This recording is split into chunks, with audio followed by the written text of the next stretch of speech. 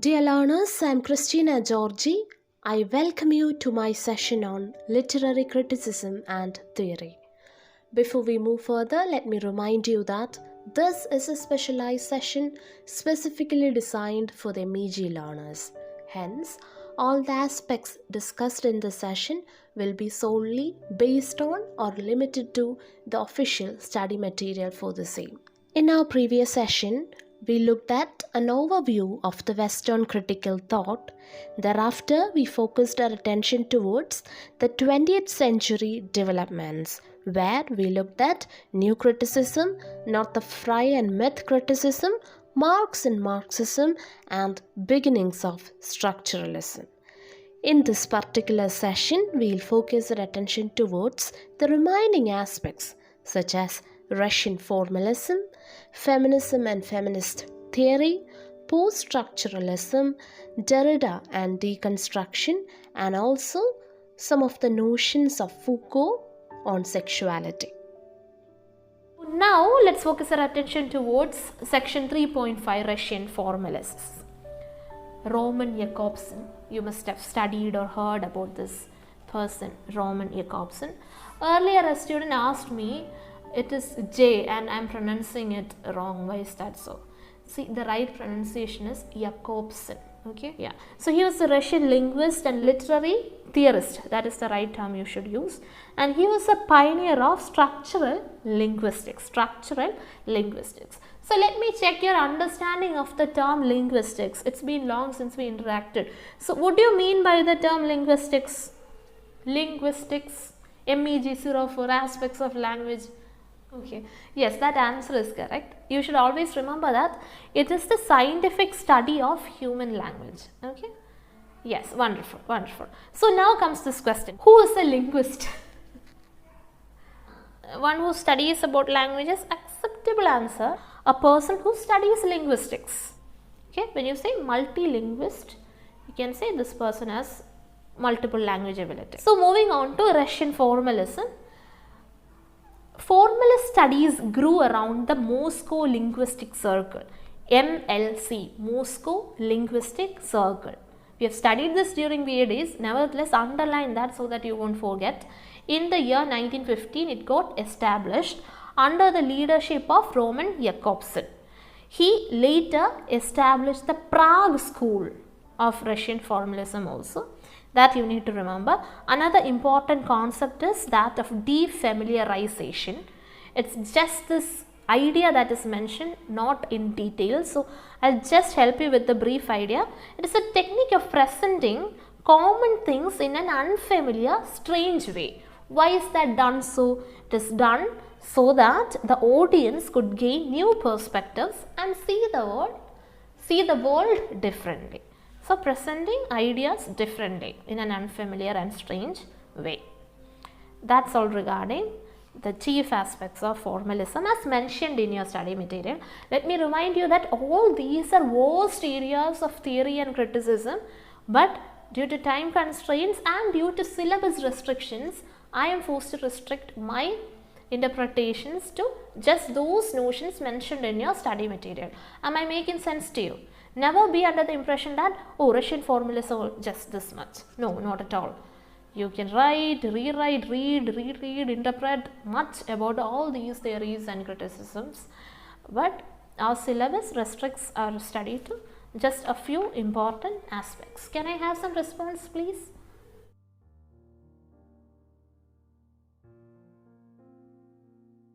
Let me also mention Mikhail Bakhtin.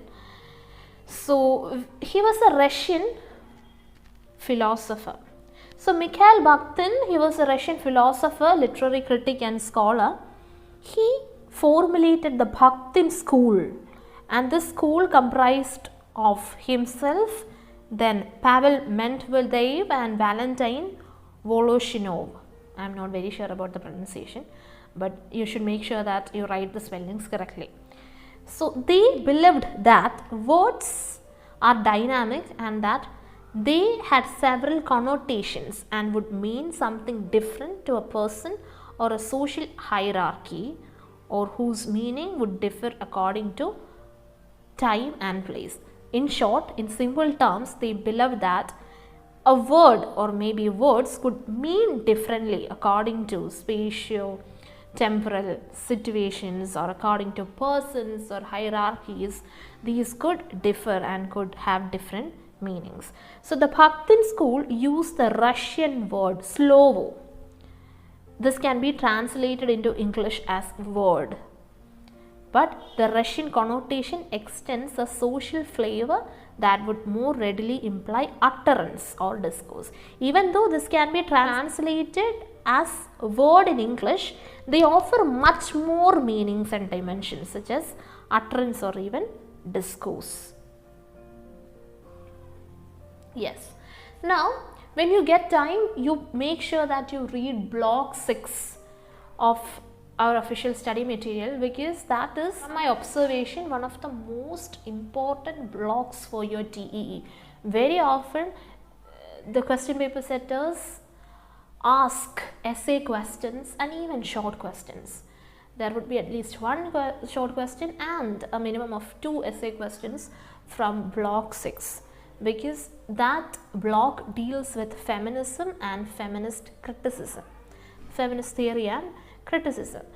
It's basically very interesting and easy, but the challenge is you have around 3 to 4 long essays there written by famous feminist critics, and you will have to study those in detail, such as A Room of One's Own. Do you know who has written that? Room of One's Own? Woolf. Virginia Woolf. Yes, correct. There is also Vindications of the Right of Women. So Mary Wollstonecraft, she was the one who wrote the Vindications of the Rights of Women, whereas it was Simon de Beauvoir who wrote the Second Sex. Okay, so feminist literary criticism has been of many kinds. Broadly speaking, it has been prescriptive and even descriptive at times, often raging anger. So what do you mean by the term feminism? Let me check your basic understanding of the term feminism. We'll take a few minutes of time. Genders having equal rights and opportunities. Wonderful. Yeah. So basically feminism refers to correct. Yeah. Feminism refers to a general political stance in all fields of social or cultural life demanding gender equality or protesting against exploitation of the female sex. So feminism began as a movement where they advocated for equal rights and opportunities for all genders and protection against exploitation of the female sex and the marginalized. So, do you know the basic premise on which feminism is based upon? It is based on the general premise that in most societies, men have appropriated all the power they need to themselves. As a consequence, they dominate every spheres of life, and what happens to women? Women become marginalized and they are very often exploited as well. Silencing of women happens. So as a consequence, the feminists began to raise their voice in order to have equal rights and opportunities. So feminist criticism looks at the text from the feminist point of view, beginning with Aristotle, who had said that the female is female by virtue of a certain lack of qualities. What did he say? The female is female by virtue of a certain lack of qualities. Women writers and readers have had to contend with such influential misogynist prejudice prevalent in different ages, that is against women. Such prejudices against women were constantly questioned by the women of the ages. So even in case of women writers, I'm not very sure whether you know pseudonyms. What do you mean by pseudonyms? Pseudonyms are basically pen names. Have you heard of this writer George Eliot? George Eliot sounds like a male name, but actually she was a female writer. If I am not wrong, her original name was Anne Mary Vance. So those times she didn't have the courage to write with her own name due to all those restrictions women of those era had. They had to make use of pen names, even though their works are celebrated and criticized and acknowledged even after centuries. But as ages went by, there evolved female writers and female writings began to be celebrated. Yes, thanks for confirming that, Divya. There evolved female criticisms that began to question such representations of the female as the inferior sex, and also tried to resurrect many women writers who have been ignored in the male dominated canon. Okay, what do you mean by canon? The most reputed or classic works of literature, or those works that are considered good literatures, could mean canon in simple terms. This study material also mentions that Gerard Manley Hopkins, he was a poet well known, and you must have studied his sonnets or some other poems by him. So he talked about this aspect even years before Virginia Woolf had actually spoken about this in A Room of One's Own, that he equated the penis with the pen. That is, writing was considered as if a domain of man. Okay, so that is, he made it abundantly clear that writing was a male domain. So later, as I mentioned, female writings evolved, female writings became celebrated, and female authors explicitly wrote about their experiences, and some of the starting stones or some of the key writings in the field of feminist criticism and feminism involve, as I mentioned, Woolf's A Room of One's Own, then Wollstonecraft's Vindications of the Rights of Women, see the title, and even The Second Sex by Simone de Beauvoir. Do you know the significance of this term second sex? That is, she was saying that the women are labeled as if the other sex, the second sex, where the man is the first sex or the original sex. Yeah. So we'll study these essays in detail as part of block 6 titled Feminist Criticism. Nevertheless, I'll just elaborate on the various phases of development of feminist criticism. There are 3 phases actually. In the 1970s, critical attention was focused on texts by male writers that constructed influential but typical images of women. So those days, it was an author through his pen who actually drew pictures of women, in the sense not actually literally pictures, but the elaborate description of how an ideal woman should be. It is also likewise in our regional literature too, if you have cross references. Okay, so feminist criticism began to turn towards other kinds of criticism or interpretation, example Marxist, structuralist or linguistic, etc.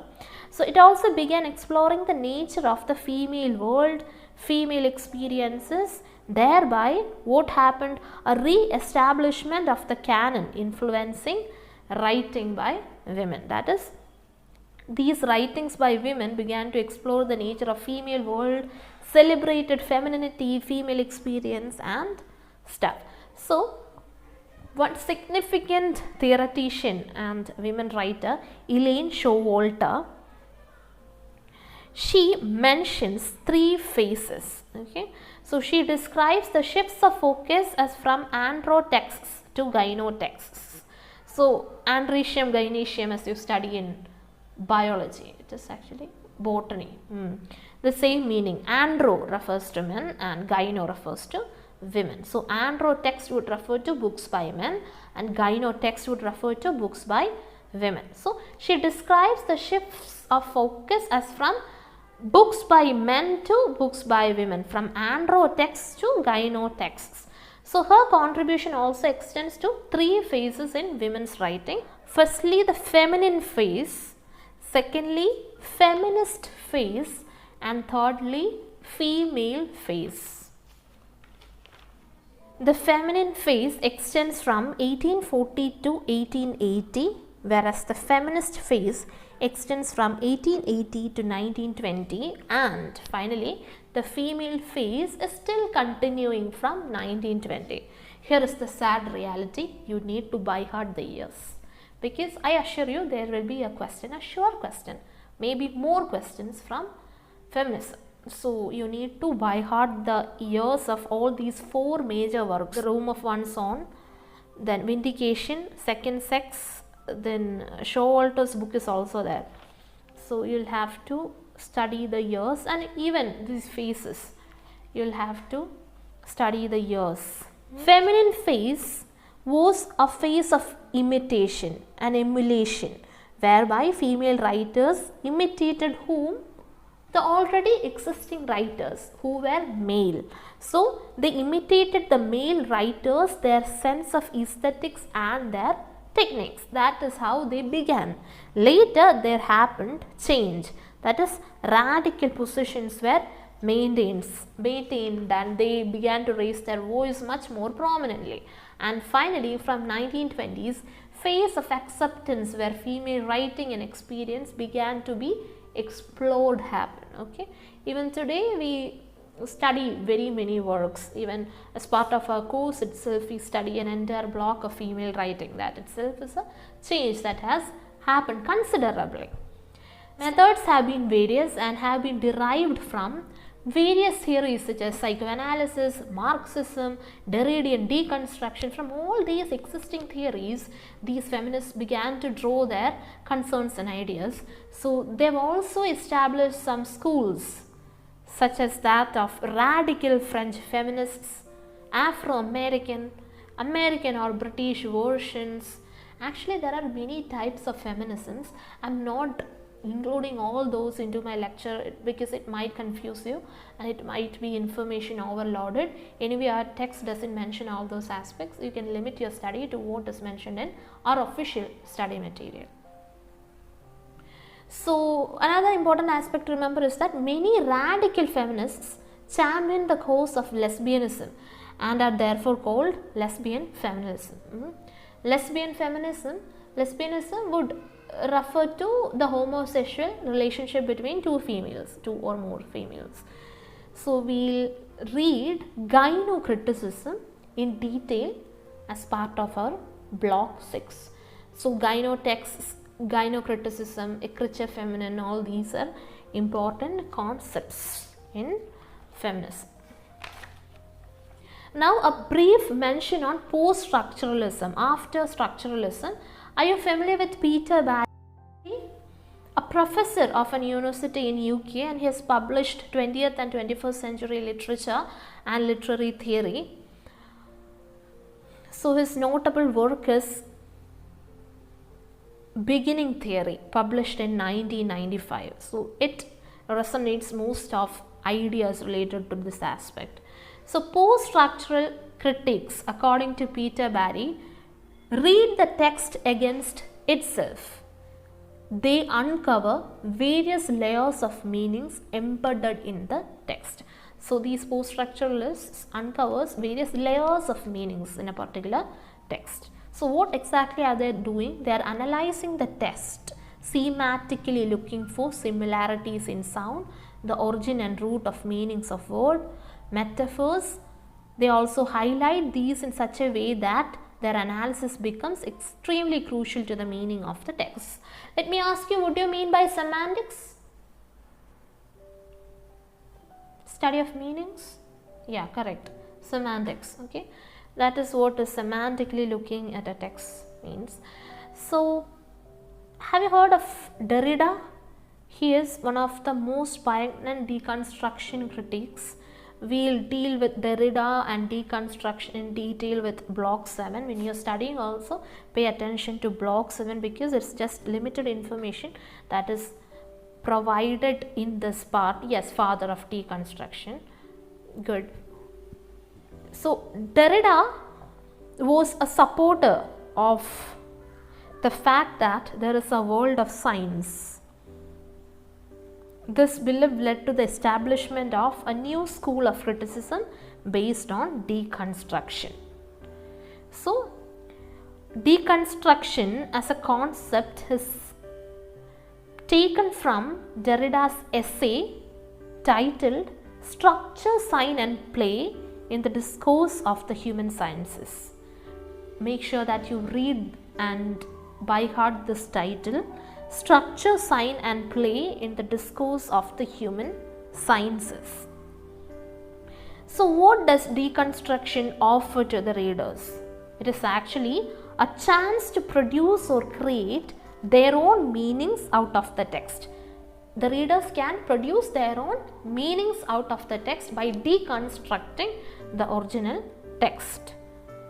Derrida takes a look at semantics and finds that it really does not make any sense. The basic idea is that every word contains and evokes every other word by association. It is through association that meanings get formulated. He also intends to say that meaning of every word is always deferred by circumstances. According to circumstances, meanings can change. As a consequence, what arises, ambiguity arises. Ambiguity refers to unclear meaning in simple terms. So therefore, according to Derrida, any unit of language could mean just about anything. Anything would be anything. It is up to you to interpret. Without meaning, then there can be no truth, no authority, no power. And this is actually the meaning or beginning of deconstruction. This is the beginning of deconstruction. He analyzed Rousseau's of grammatology. That is an important point, maybe you can keep in mind. About Derrida, he was an Algerian French philosopher. His concept of deconstruction refers to approaches to understand the relationship between text and meaning. Other works written by Derrida include Writing and Difference. It's not Difference, published in the year 1978. Designation, published in the year 1982. So before we conclude, a quick mention on Foucault. He was a professor of the history of systems of thought in Paris, and he was a philosopher, social scientist and historian of ideas. He may even be called a post-structuralist. Okay, but remember, he addressed the relationship between knowledge and power. How power is used as a form of social construct through societal institutions. That is the key idea put forth by Foucault. His most important publication, Madness and Civilization, is mentioned in the study material. When you get time, please do have a reading of the same. So his observations in Madness and Civilization is relevant to feminist criticism and also to post-colonial theory. We will study post-colonial theory as part of Unit 4 of Block 8 of the study material. So you need to have an idea regarding some of the other works written by Foucault. The Birth of the Clinic, published in 1963. The Order of Things, published in 1966. Important one, Discipline and Punishment. It is not punish. The History of Sexuality, published in 1976. You need to have clear-cut idea that this particular work reveals various forms of knowledge about crime, psychiatry and medicine as having arisen and then being replaced. So Foucault, interestingly, is more interested in tracing the discontinuous fields rather than offering period generalizations. For Foucault, history is, I quote, a discontinuous range of discursive practices, and each practice is a set of rules and regulations governing writing and thinking. I unquote.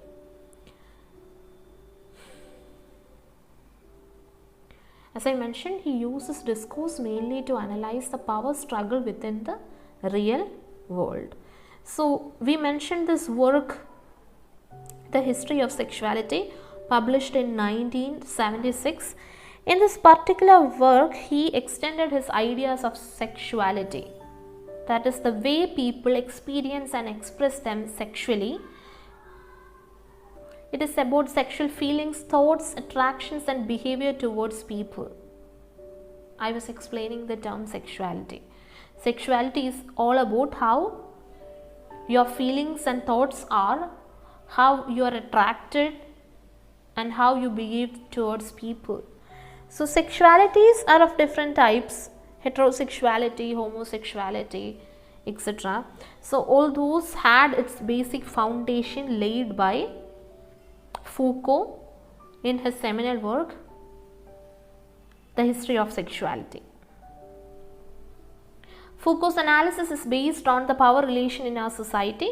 The 19th century saw an unprecedented fixation on sexuality, something not necessarily hiding sexuality but creating new categories. So that statement is very important. The concept sexuality can only exist in a social context. It is not a natural category, believed Foucault. And in a way, his ideas influenced the formulation of the queer theory. I told you theory in simple terms would be a lens used to explore and challenge gender-based binaries. Okay. Its goal is to fight against social inequalities, and the queer theory to some extent has been shaped by this work, History of Sexuality by Foucault, and also Gender Trouble by Butler, Judith Butler. We study all these later. Now, as conclusion, our study material also mentions two notable critics, Deleuze and Guattari. Deleuze was a French philosopher, whereas Guattari was a French psychoanalyst. They together wrote Anti-Oedipus, which is a very seminal work. It has a subtitle, Capitalism and Schizophrenia. So whenever you study a work, please make sure that you write the full title. There are ways of writing title. Make sure that you have clear clarity regarding that. According to Deleuze and Guattari, representation is an invalid concept. Why is that so? It's because the idea of representation forces us to imagine vague concepts and symbolic relationships that do not actually exist. So in a way, representation forces us to imagine fake, non-existent concepts. They believe that abstraction is bad for the same reason. The self is merely an abstraction from the little desiring machines that each individuals contain. They opine that since the self is merely an abstraction, then the health or lack thereof, that self is simply a socially constructed notion, should look or feel like, and therefore invalid. So it is a theoretical thing put forward by them. But just remember that according to Deleuze and Guattari, representation is an invalid concept. The reason is that representation forces us to imagine vague concepts and relationships that do not actually exist. You wouldn't have separate question on Deleuze and Guattari, but if you get an essay question on the 20th century development, make sure that you mention all these important names. So which are these important names? If you are writing an essay, you will start off with 20th century developments, how all these, you should start with the previous Western critical thoughts after Plato, Aristotle and others. There happened these changes, modernist revolts. There were three persons, namely T. Hume, Ford Madox Ford, Ezra Pound and others, and people around them in London who actually initiated this formulation. There is also this significance of art for art's sake movement that has been mentioned. Then you can mention Hume and his contributions, and how Romanticism influenced modernism. Gradually you can move on to T.S. Eliot, his concepts of tradition and individual talent. Then you can move on to Northrop Frye, myth criticism, come to Marxism and mention ideological state apparatus, concept of ideology and few other important aspects. A brief idea of structuralism and how that began, Russian formalism, Mikhail Bakhtin, and gradually moving to the development of feminism and feminist theory, the phases of feminism, study the names of the major feminist critics, post-structuralism and how Derrida deconstruction and Michel Foucault set into motion yet another action in progress, and end with just a mention of Deleuze and good array. And you may also mention the function of criticism, but that won't be mandatory. It's up to you to write the content effectively. It is not the page that matters for an essay, it is the content that matters. Nevertheless, you should be sensible enough to write 4 or 5 mark question. We will discuss all those aspects in our next session, where we will discuss the important questions to study without skipping for your MEG-05 exam.